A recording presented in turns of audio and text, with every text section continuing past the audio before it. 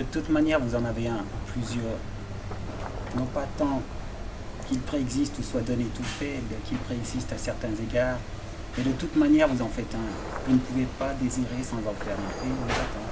C'est un exercice, une expérimentation inévitable, déjà faite au moment où vous l'entreprenez, pas faite tant que vous ne l'entreprenez pas. Ce n'est pas rassurant, parce que vous pouvez le rater. Ou bien il peut être terrifiant, vous menez à la mort. Il est non-désir aussi bien que désir. Ce n'est pas du tout une notion, un concept, plutôt une pratique, un ensemble de pratiques. Le corps sans organes, on n'y arrive pas, on ne peut pas y arriver. On n'a jamais fini d'y accéder, c'est une limite. On dit qu'est-ce que c'est le CSO? Mais on est déjà sur lui, se traînant comme une vermine, tâtonnant comme un aveugle, courant comme un fou, voyageur du désert et nomade de la steppe. C'est sur lui que nous dormons. Veillons, que nous nous battons et sommes battus, que nous cherchons notre place, que nous connaissons nos bonheurs inouïs et nos chutes fabuleuses, que nous pénétrons et sommes pénétrés, que nous aimons. Un CSO est fait de telle manière qu'il ne peut être occupé que par des intensités. Seules les intensités passent et circulent. Encore le CSO n'est-il pas une scène, un lieu où même un support où se passerait quelque chose. Rien à voir avec un fantasme, rien à interpréter. Le CSO fait passer des intensités. Il les produit et les distribue dans un spatium lui-même intensif, inattendu. Il n'est pas espace ni dans l'espace. Il est matière qui occuperait l'espace à tel ou tel degré. Un degré qui correspond aux intensités produites. Il est la matière intense et non formée, non stratifiée. La matrice intensive. L'intensité égale zéro. Il n'y a rien de négatif dans ce zéro-là. Il n'y a pas d'intensité négative ni contraire. Matière égale énergie. Production du réel comme grandeur intensive à partir de zéro. C'est pourquoi nous traitons le CSO comme l'œuf plein avant l'extension de l'organisme et l'organisation des organes, avant la formation des strates. L'œuf intense qui se définit par des axes et des vecteurs, des gradients et des seuils, des tendances dynamiques avec mutation d'énergie, des mouvements cinématiques avec déplacement de groupe, des migrations, tout cela indépendamment des formes accessoires. Puisque les organes n'apparaissent et ne fonctionnent ici que comme des intensités pures. L'organe change en franchissant un seuil, en changeant de gradient.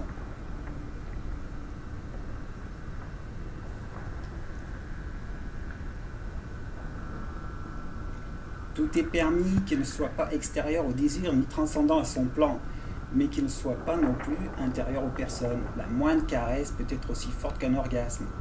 L'orgasme n'est qu'un fait, plutôt fâcheux, par rapport au désir qui poursuit son droit. Tout est permis, ce qui compte seulement, c'est que le plaisir soit le flux du désir lui-même, immanence, au lieu d'une mesure qui viendrait l'interrompre, ou qu'il ferait dépendre des trois fantômes. Le manque intérieur, le transcendant supérieur, l'extérieur apparent.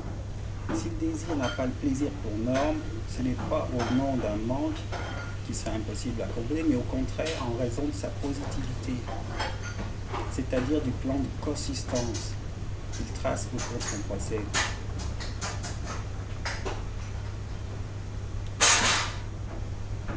Le champ d'immanence ou plan de consistance doit être construit.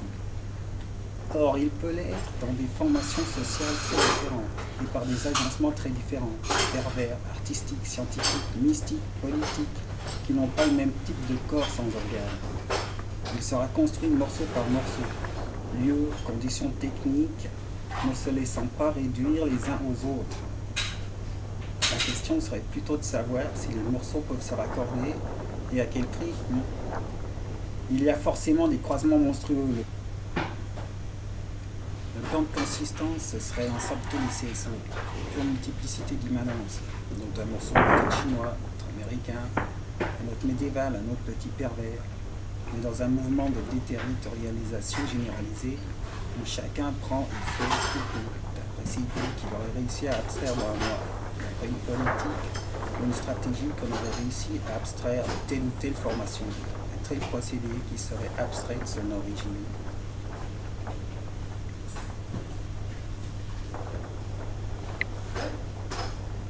les questions sont multiples. Non seulement comment se faire un CSO, et aussi comment produire les intensités correspondantes sans lesquelles il resterait vide. Ce n'est pas tout à fait la même question. Mais encore, comment arriver au plan de consistance? Comment coudre ensemble, comment refroidir ensemble, comment réunir tous les CSO? Si c'est possible, ça ne se fera aussi qu'en conjuguant les intensités produites sur chaque CSO, en faisant un continuum de toutes les continuités intensives. Ne faut-il pas des agencements pour fabriquer chaque CSO?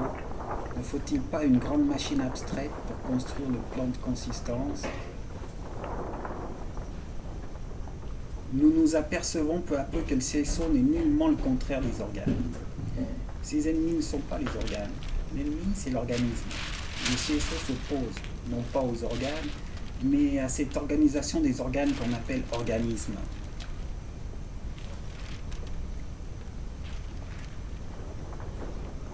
Le CSO ne s'oppose pas aux organes, mais avec ces organes vrais, qui doivent être composés, déplacés, il s'oppose à l'organisme, à l'organisation organique des organes. Le jugement de Dieu, le système du jugement de Dieu, le système théologique, c'est précisément l'opération de celui qui fait un organisme, une organisation d'organes qu'on appelle organisme. Parce qu'il ne peut pas supporter le CSO, parce qu'il le poursuit, les vendre pour passer premier et faire passer premier l'organisme. L'organisme, c'est déjà ça, le jugement de Dieu, dont les médecins profitent et tirent leur pouvoir. L'organisme n'est pas du tout le corps, le CSO, mais une strate sur le CSO, c'est-à-dire un phénomène d'accumulation, de coagulation, de sédimentation qui lui impose des formes, des fonctions, des liaisons, des organisations dominantes et hiérarchisées, transcendance organisée pour en extraire un travail utile. Les strates sont des liens, des pinces. Liez-moi si vous voulez. Nous ne cessons d'être stratifiés. Mais qui est ce nous? Qui n'est pas moi, puisque le sujet non moins que l'organisme appartient à une strate et en dépend. Nous répondons maintenant, c'est le CSO, c'est lui, la réalité glaciaire sur laquelle vont se former ces alluvions, sédimentation, coagulation, plissement et rabattement qui composent un organisme, et une signification et un sujet. C'est sur lui que pèse et s'exerce le jugement de Dieu. C'est lui qui le subit. C'est en lui que les organes entrent dans ces rapports de composition qu'on appelle organisme. Le CSO hurle.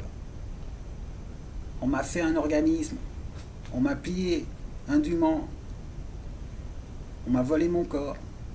Le jugement de Dieu l'arrache à son immanence. Il y fait un organisme, une signification, un sujet. C'est lui le stratifié. Si bien qu'il oscille entre deux pôles. Les surfaces de stratification sur lesquelles il se rabat et se soumet au jugement.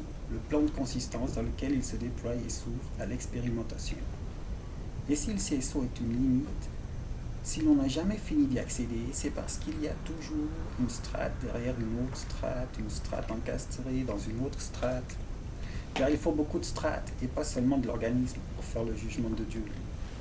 Combat perpétuel et violent entre le plan de consistance qui libère le CSO, traverse et défait toutes les strates, et les surfaces de stratification qui le bloquent ou le rabattent.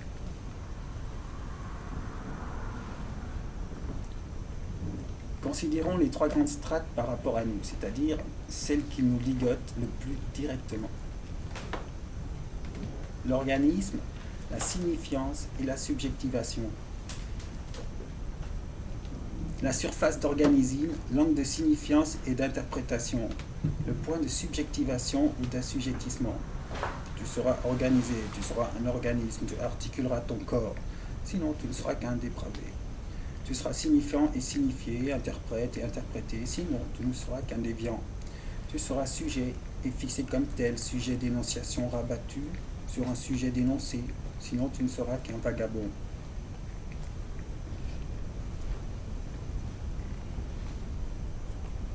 À l'ensemble des strates, le CSO oppose la désarticulation ou les N-articulations comme propriété du plan de consistance. L'expérimentation comme opération sur ce plan, pas de signifiant, n'interprétez jamais. Le nomadisme comme mouvement, même sur place, bouger, ne cessez pas de bouger, voyage immobile, des subjectivations. Que veut dire désarticuler? Cesser d'être un organisme. Comment dire à quel point c'est simple et que nous le faisons tous les jours? Avec quelle prudence nécessaire, l'art des doses et le danger. Overdose. On n'y va pas à coups de marteau, mais avec une ligne très fine. On invente des autodestructions qui ne se confondent pas avec la pulsion de mort. Défaire l'organisme, il n'a jamais été tué, mais ouvrir le corps à des connexions qui supposent tout un agencement. Des circuits, des conjonctions, des étagements et des seuils, des passages et des distributions d'intensité, des territoires et des déterritorialisations mesurées à la manière d'un arpenteur. À la limite, défaire l'organisme n'est pas plus difficile que de défaire les autres strates, signifiance ou subjectivation. La signifiance colle à l'âme, non moins que l'organisme colle au corps. On ne s'en défait pas facilement non plus. Et le sujet, comment nous décrocher des points de subjectivation qui nous fixent, qui nous clouent dans une réalité dominante. Arracher la conscience au sujet pour en faire un moyen d'exploration, arracher l'inconscient à la signifiance et à l'interprétation pour en faire une véritable production, ce n'est assurément ni plus ni moins difficile qu'arracher le corps à l'organisme. La prudence est l'art commun des trois. Et s'il arrive qu'on frôle la mort en défaisant l'organisme, on frôle le faux, l'illusoire, l'hallucinatoire, la mort psychique en se dérobant à la signifiance et à l'assujettissement.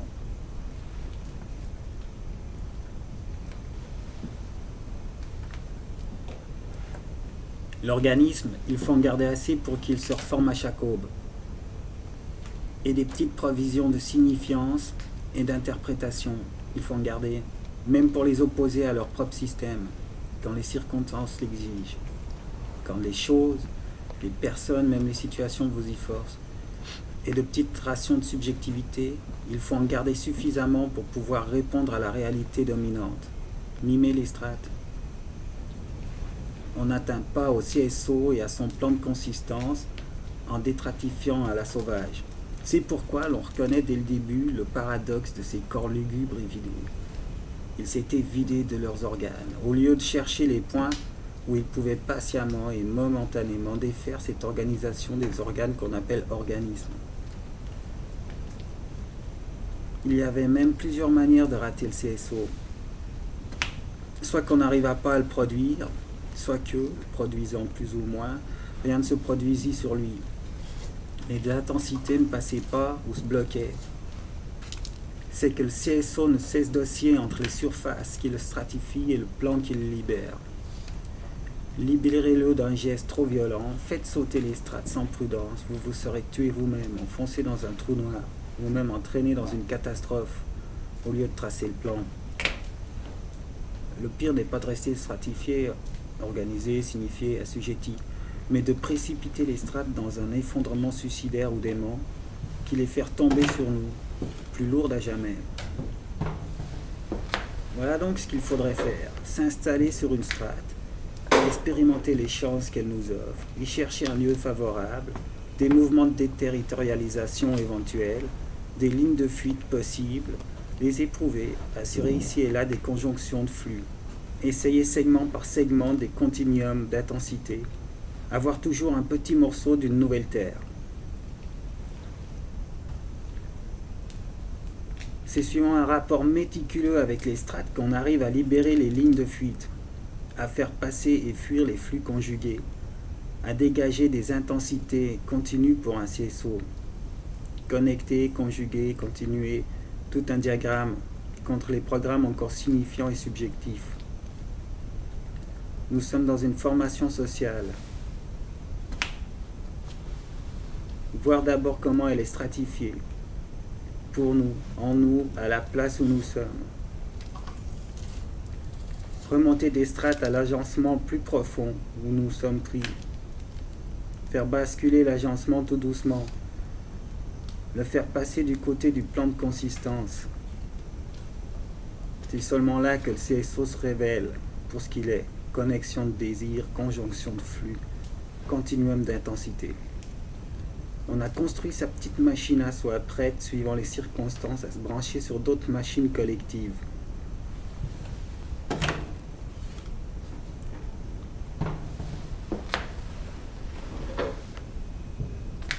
Car le CSO est tout cela, nécessairement un lieu, nécessairement un plan, nécessairement un collectif, agençant des éléments, des choses, des végétaux, des animaux, des outils, des hommes, des puissances, des fragments de tout ça.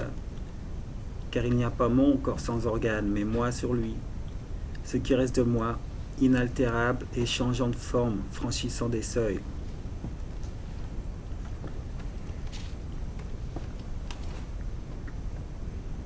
Nous n'avons pas encore répondu à la question, pourquoi tant de danger? Pourquoi dès lors tant de précautions nécessaires? C'est qu'il ne suffit pas d'opposer abstraitement les strates et le CSO, car du CSO on en trouve déjà dans les strates non moins que sur le plan de consistance déstratifié, mais d'une toute autre façon, soit l'organisme comme strate.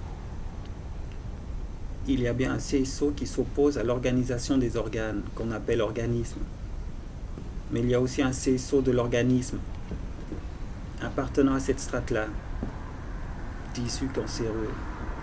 À chaque instant, à chaque seconde, une cellule devient cancéreuse, folle, prolifère et perd sa figure, s'empare de tout. Il faut que l'organisme la ramène à sa règle ou la restratifie, non seulement pour survivre lui-même, mais aussi pour que soit possible une fuite hors de l'organisme, une fabrication de l'autre, CSO sur le plan de consistance.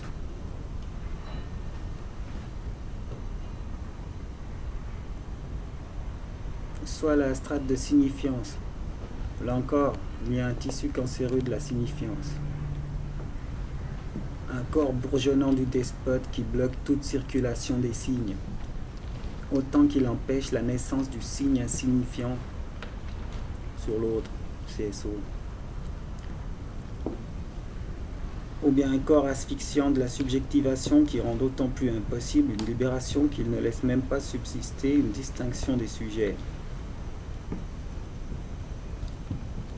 Même si nous considérons telle ou telle formation sociale, ou tel appareil de strate dans une formation, nous disons que tous et toutes ont leur CSO prêt à ronger, à proliférer, à couvrir et envahir l'ensemble du champ social, entrant dans des rapports de violence et de rivalité, aussi bien que d'alliance ou de complicité. CSO de l'argent, l'inflation, mais aussi le CSO de l'État, de l'armée, de l'usine, de la ville, du parti, etc. Si les strates sont affaires de coagulation, de sédimentation, il suffit d'une vitesse de sédimentation précipitée dans une strate pour que celle-ci perde sa figure et ses articulations, et forme sa tumeur spécifique en elle-même, ou dans telle formation, dans tel appareil.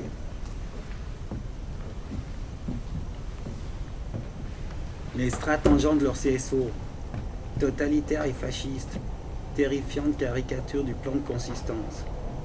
Il ne suffit donc pas de distinguer les CSO pleins sur le plan de consistance et les CSO vides sur les débris de strates, par déstratification trop violente. Il faut tenir compte encore des CSO cancéreux, dans une strate devenue proliférante. Le CSO, c'est l'œuf. Mais l'œuf n'est pas régressif, au contraire, il est contemporain par excellence. On l'emporte toujours avec soi, comme son propre milieu d'expérimentation, son milieu associé. L'œuf est le milieu d'intensité pure, le spatium et non l'extensio, l'intensité zéro comme principe de production.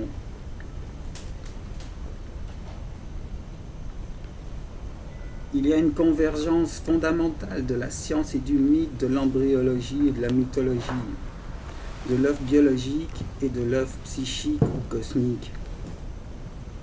L'œuf désigne toujours cette réalité intensive, non pas indifférenciée, mais où les choses, les organes se distinguent uniquement par des gradients, des migrations, des zones de voisinage.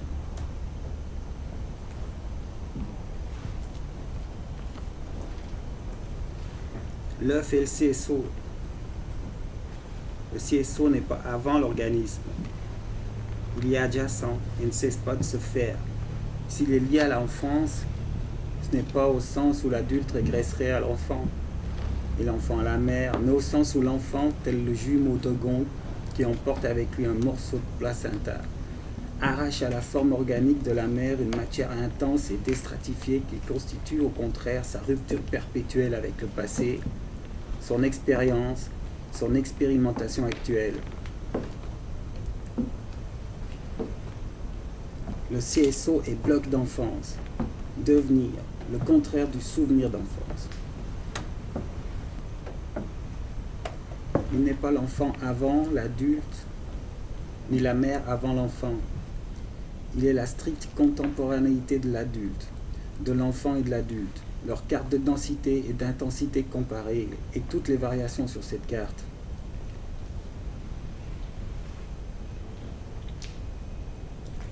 Le CSO est précisément ce germen intense où il ne peut pas y avoir parents ni enfants, représentation organique. Si bien que le corps sans organe n'est jamais le tien, le mien, c'est toujours un corps. Il n'est pas plus projectif que régressif. C'est une involution, mais une involution créatrice et toujours contemporaine.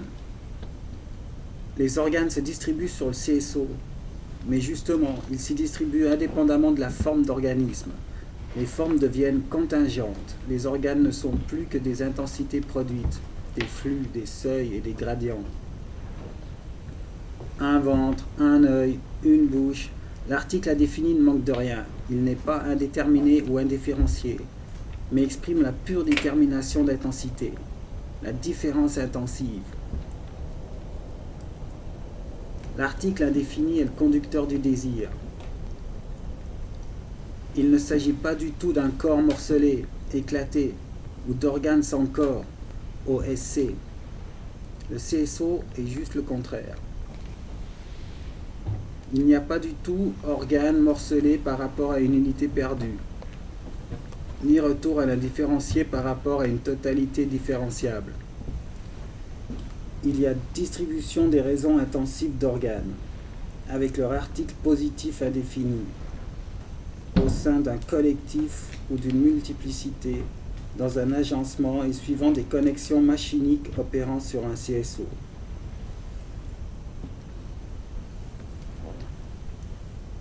Le CSO est désir. C'est lui et par lui qu'on désire, non seulement parce qu'il est le plan de consistance ou le champ d'immanence du désir, mais même quand il tombe dans le vide de la déstratification brutale, ou bien dans la prolifération de la strate cancéreuse, il reste désir. Le désir va jusque-là, tantôt désirer son propre anéantissement, tantôt désirer ce qui a la puissance d'anéantir. Tout est possible sans doute, nous disons seulement l'identité des effets, la continuité des genres, l'ensemble de tous les CSO ne peuvent être obtenus sur le plan de consistance que par une machine abstraite capable de le couvrir et même de le tracer, par des agencements capables de se brancher sur le désir, de prendre en charge effectivement les désirs, d'en assurer les connexions continues, les liaisons transversales. Sinon, les CSO du plan resteront séparés dans leur genre, marginalisés, réduits aux moyens du bord, tandis que triompheront sur l'autre plan les doubles cancéreux ou vidés.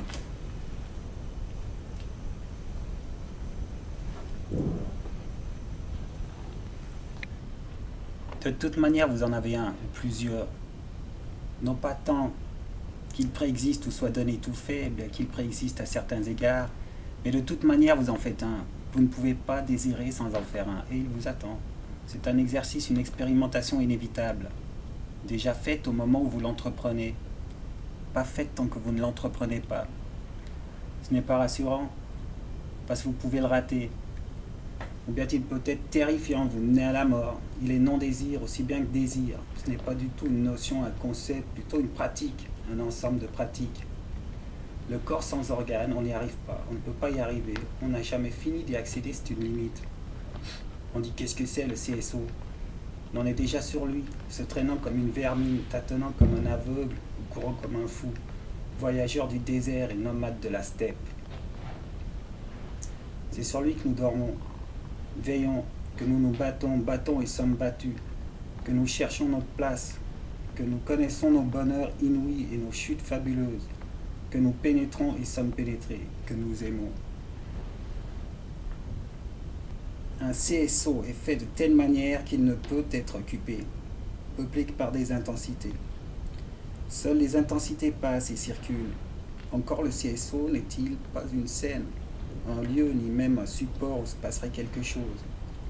Rien à voir avec un fantasme, rien à interpréter. Le CSO fait passer des intensités. Il les produit et les distribue dans un spatium lui-même intensif, inétendu. Il n'est pas espace ni dans l'espace. Il est matière qui occuperait l'espace à tel ou tel degré, au degré qui correspond aux intensités produites. Il est la matière intense et non formée, non stratifiée, la matrice intensive, l'intensité égale zéro. Il n'y a rien de négatif dans ce zéro-là. Il n'y a pas d'intensité négative ni contraire. Matière égale énergie. Production du réel comme grandeur intensive à partir de zéro. C'est pourquoi nous traitons le CSO comme l'œuf plein avant l'extension de l'organisme et l'organisation des organes, avant la formation des strates. L'œuf intense qui se définit par des axes et des vecteurs, des gradients et des seuils, des tendances dynamiques avec mutation d'énergie, des mouvements cinématiques avec déplacement de groupe, des migrations, tout cela indépendamment des formes accessoires. Puisque les organes n'apparaissent et ne fonctionnent ici que comme des intensités pures.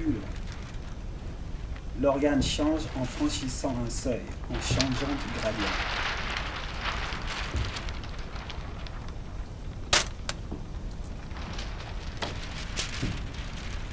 Tout est permis qu'il ne soit pas extérieur au désir ni transcendant à son plan, mais qu'il ne soit pas non plus intérieur aux personnes. La moindre caresse peut être aussi forte qu'un orgasme. L'orgasme n'est qu'un fait, plutôt fâcheux, par rapport au désir qui poursuit son droit. Tout est permis, ce qui compte seulement, c'est que le plaisir soit le flux du désir lui-même, immanence, au lieu d'une mesure qui viendrait l'interrompre, ou qu'il ferait dépendre des trois fantômes. Le manque intérieur, le transcendant supérieur, l'extérieur apparent. Si le désir n'a pas le plaisir pour norme, ce n'est pas au nom d'un manque qui serait impossible à combler, mais au contraire en raison de sa positivité, c'est-à-dire du plan de consistance qu'il trace au cours de son procès.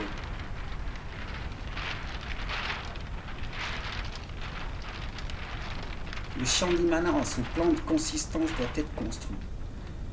Or, il peut l'être dans des formations sociales très différentes et par des agencements très différents, pervers, artistiques, scientifiques, mystiques, politiques, qui n'ont pas le même type de corps sans organes. Il sera construit morceau par morceau, lieu, conditions techniques, ne se laissant pas réduire les uns aux autres. La question serait plutôt de savoir si les morceaux peuvent se raccorder et à quel rythme. Il y a forcément des croisements monstrueux. Le plan de consistance, ce serait le sable tous les CSO, pour multiplicité d'immanence. Donc un morceau peut-être chinois, américain, un autre médiéval, un autre petit pervers, mais dans un mouvement de déterritorialisation généralisée, où chacun prend et fait ce qu'il peut, d'après ses goûts qu'il aurait réussi à abstraire d'un noir, d'après une politique ou une stratégie qu'on aurait réussi à abstraire de telle ou telle formation, telle procédure qui serait abstraite de son origine.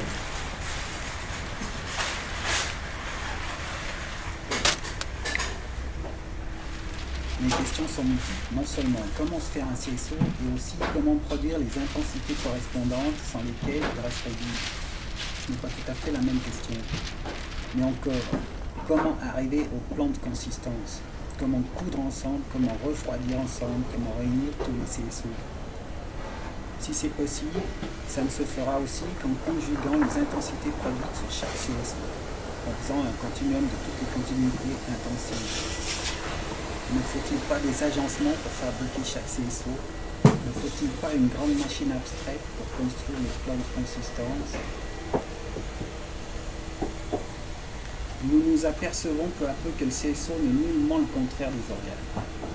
Ses ennemis ne sont pas les organes. L'ennemi, c'est l'organisme. Le CSO s'oppose, non pas aux organes, mais à cette organisation des organes qu'on appelle organisme.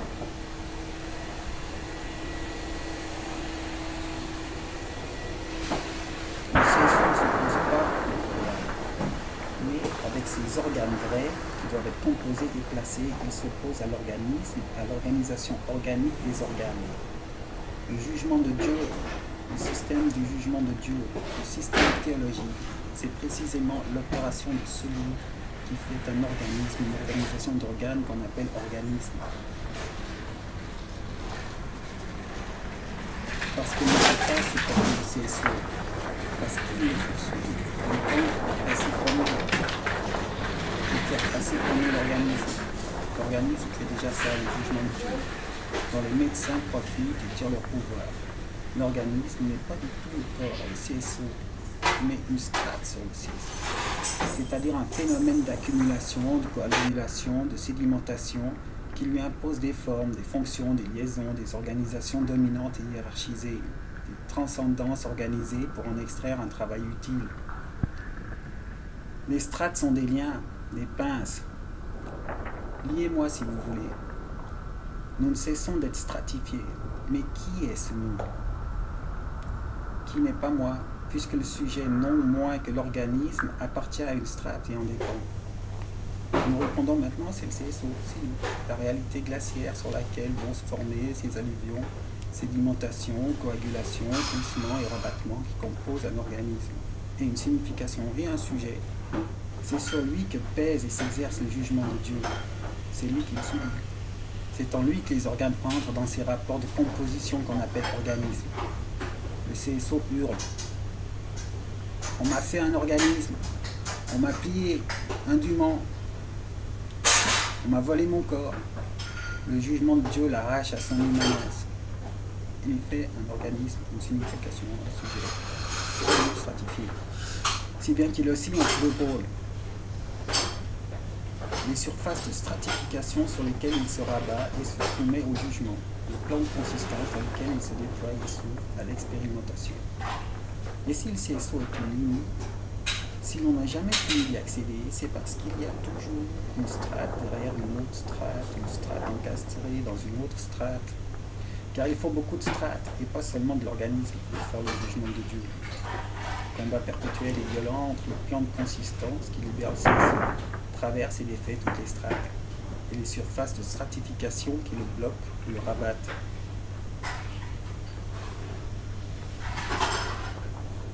Considérons les trois grandes strates par rapport à nous, c'est-à-dire celles qui nous ligotent le plus directement. L'organisme, la signifiance et la subjectivation. La surface d'organisme, l'angle de signifiance et d'interprétation, le point de subjectivation ou d'assujettissement. Tu seras organisé, tu seras un organisme, tu articuleras ton corps, sinon tu ne seras qu'un dépravé. Tu seras signifiant et signifié, interprète et interprété, sinon tu ne seras qu'un déviant. Tu seras sujet et fixé comme tel, sujet d'énonciation rabattu sur un sujet dénoncé, sinon tu ne seras qu'un vagabond.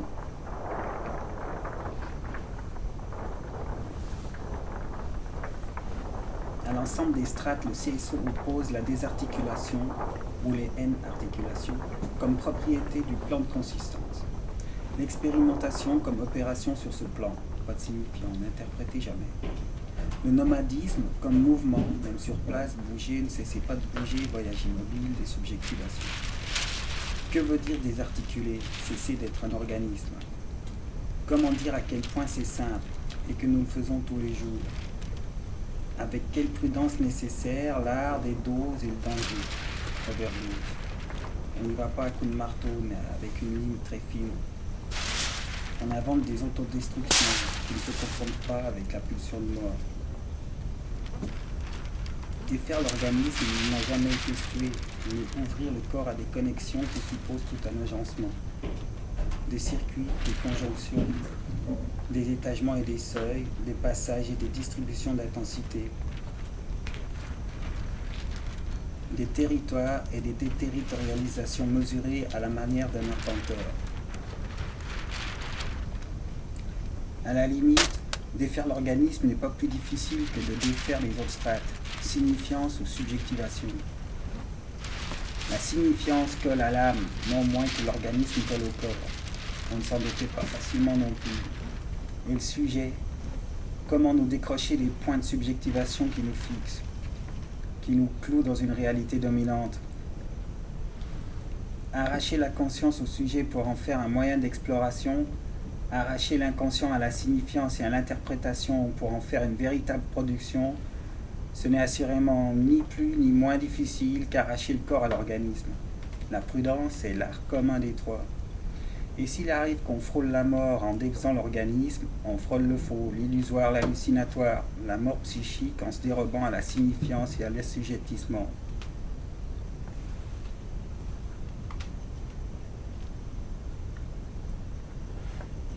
L'organisme, il faut en garder assez pour qu'il se reforme à chaque aube. Et des petites provisions de signifiance et d'interprétation, il faut en garder, même pour les opposer à leur propre système, quand les circonstances l'exigent, quand les choses, les personnes, même les situations vous y forcent. Et de petites rations de subjectivité, il faut en garder suffisamment pour pouvoir répondre à la réalité dominante, mimer les strates.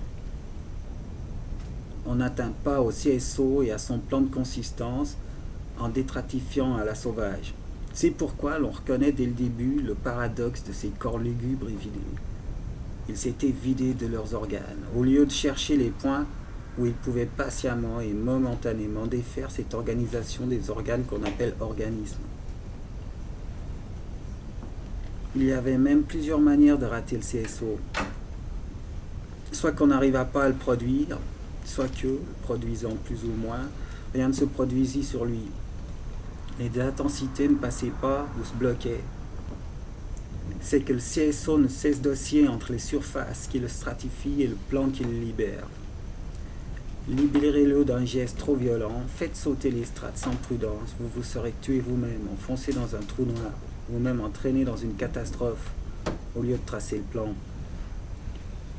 Le pire n'est pas de rester stratifié, organisé, signifié, assujetti, mais de précipiter les strates dans un effondrement suicidaire ou dément qui les fait tomber sur nous, plus lourdes à jamais. Voilà donc ce qu'il faudrait faire, s'installer sur une strate, expérimenter les chances qu'elle nous offre, y chercher un lieu favorable, des mouvements de déterritorialisation éventuels, des lignes de fuite possibles, les éprouver, assurer ici et là des conjonctions de flux, essayer segment par segment des continuums d'intensité, avoir toujours un petit morceau d'une nouvelle terre. C'est suivant un rapport méticuleux avec les strates qu'on arrive à libérer les lignes de fuite, à faire passer et fuir les flux conjugués, à dégager des intensités continues pour un CSO. Connecter, conjuguer, continuer, tout un diagramme contre les programmes encore signifiants et subjectifs. Nous sommes dans une formation sociale.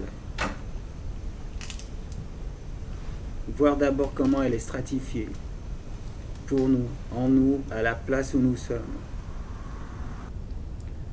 Remonter des strates à l'agencement plus profond où nous sommes pris. Faire basculer l'agencement tout doucement. Le faire passer du côté du plan de consistance. C'est seulement là que le CSO se révèle pour ce qu'il est. Connexion de désir, conjonction de flux, continuum d'intensité.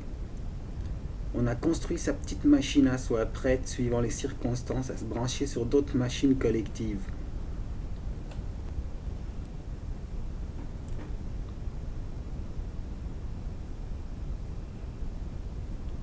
Car le CSO est tout cela, nécessairement un lieu, nécessairement un plan, nécessairement un collectif, agençant des éléments, des choses, des végétaux, des animaux, des outils, des hommes, des puissances, des fragments de tout ça.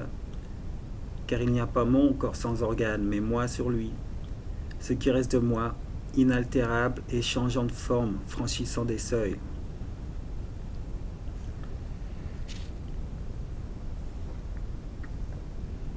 Nous n'avons pas encore répondu à la question, pourquoi tant de dangers? Pourquoi dès lors tant de précautions nécessaires?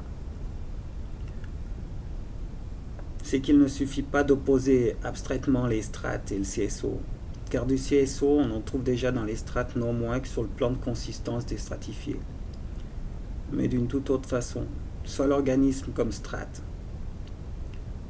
Il y a bien un CSO qui s'oppose à l'organisation des organes, qu'on appelle organisme.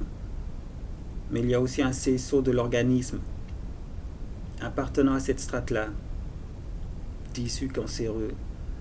À chaque instant, à chaque seconde, une cellule devient cancéreuse, folle, prolifère et perd sa figure, s'empare de tout.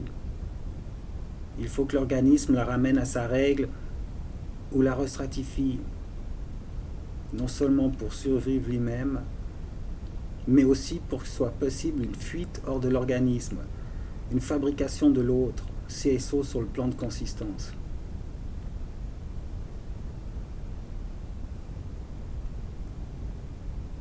Soit la strate de signifiance. Là encore, il y a un tissu cancéreux de la signifiance.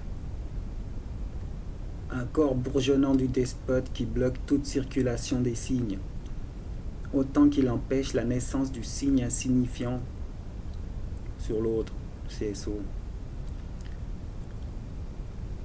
Ou bien un corps asphyxiant de la subjectivation qui rend d'autant plus impossible une libération qu'il ne laisse même pas subsister une distinction des sujets.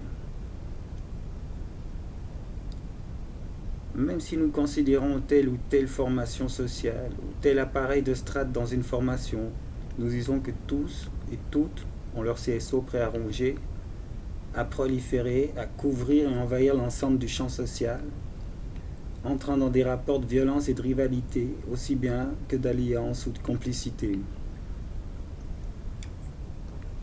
CSO de l'argent, inflation, mais aussi les CSO de l'État, de l'armée, de l'usine, de la ville, du parti, etc.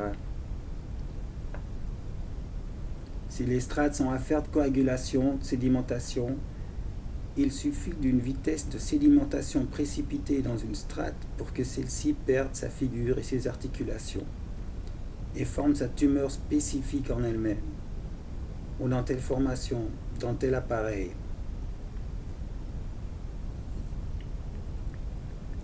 Les strates engendrent leur CSO, totalitaire et fasciste, terrifiante caricature du plan de consistance. Il ne suffit donc pas de distinguer les CSO pleins sur le plan de consistance et les CSO vides sur les débris de strates, par déstratification trop violente.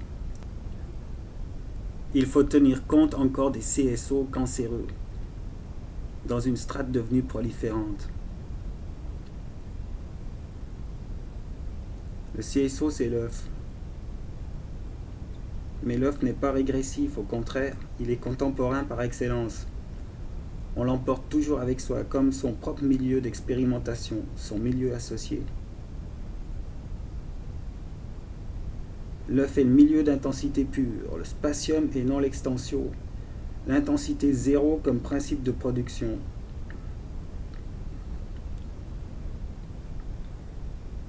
Il y a une convergence fondamentale de la science et du mythe, de l'embryologie et de la mythologie, de l'œuf biologique et de l'œuf psychique ou cosmique.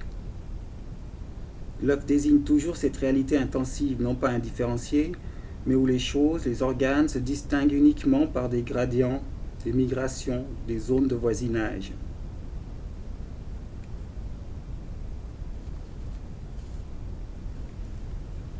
L'œuf est le CSO. Le CSO n'est pas avant l'organisme. Il y est adjacent et ne cesse pas de se faire. S'il est lié à l'enfance, ce n'est pas au sens où l'adulte régresserait à l'enfant et l'enfant à la mère, mais au sens où l'enfant, tel le jumeau d'Ogon qui emporte avec lui un morceau de placenta, arrache à la forme organique de la mère une matière intense et déstratifiée qui constitue au contraire sa rupture perpétuelle avec le passé, son expérience, son expérimentation actuelle. Le CSO est bloc d'enfance, devenir, le contraire du souvenir d'enfance. Il n'est pas l'enfant avant l'adulte, ni la mère avant l'enfant. Il est la stricte contemporanéité de l'adulte, de l'enfant et de l'adulte, leur carte de densité et d'intensité comparée, et toutes les variations sur cette carte.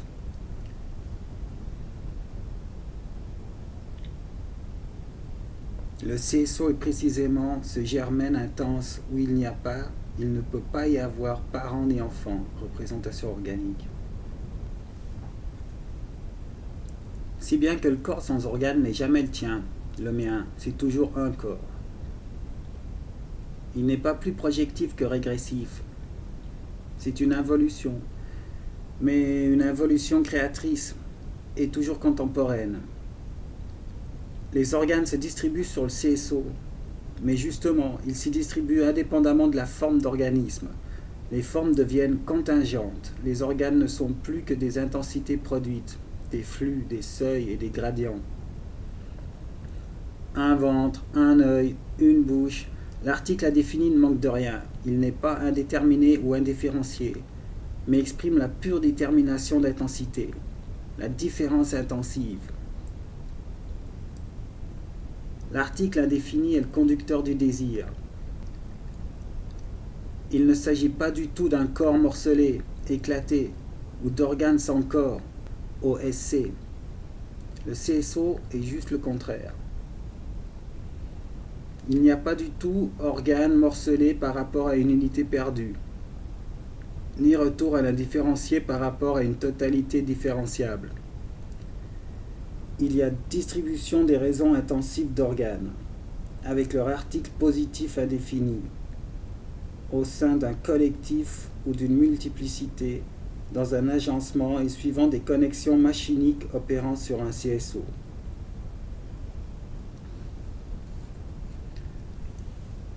Le CSO est désir.